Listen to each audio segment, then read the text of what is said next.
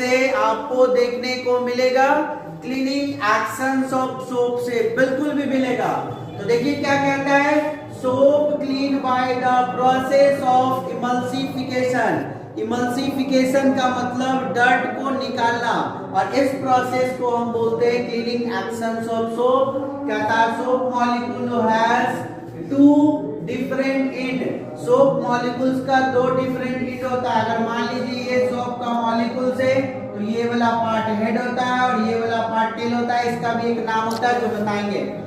कहता है water repelling and attach oil और ग्रीस एंड हाइड्रोफिलिक हेड। इस पार्ट को हेड बोलते हैं और इसी का नाम होता है बच्चा हाइड्रोफिलिक हेड। इसमें वाटर अट्रैक्टिंग करेगा, then dissolve water when soap is added and dirty cloth or skin, the hydrophobic tails stick to grease।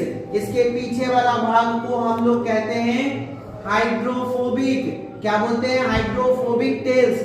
और इस वाला को बोलते हैं हाइड्रोफिलिक हेड। जब हमारा सोप साबुन को या पानी में घुलेगा तो इसका टेल पार्ट जो है डर्ट और ग्रीस को पकड़ेगा और खींच कर बाहर करेगा।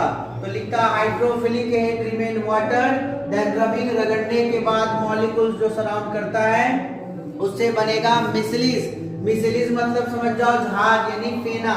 And the micelles stay suspend water. पानी के अंदर में जो कपड़ा है उसके डर्ट को निकालेगा।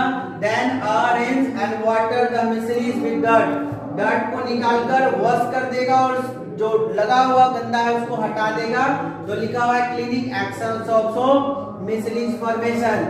जिस भी सोप डिटर्जेंट में जितना भी ज्यादा झाग बनेगा उतना ज्यादा वो सोप बेहतरीन होगा, उतना ज्यादा वो गंदगी निकालेगा। तो ये हमारा एक्शन से मिसलीस का बनने का। तो याद रखना इसके पार्ट का नाम, हेड पार्ट को हम लोग हाइड्रोफिलिक हेड बोलते हैं और हम लोग टेल पार्ट को हाइड्रोफोबिक टेल्स बोलते हैं। ये आप पिक्चर से समझ सकते हो, ये देख सकते हो यहाँ पे बना हुआ है, ये टेल पार्ट है, ये टेल पार्ट है और ये हेड पार्ट है। यहाँ पे बीच में आपका ड्रॉपलेट ऑफ मान लो ऑयल है जिसको रिलीज करेगा, डर्ट को कपड़े से खींचेगा।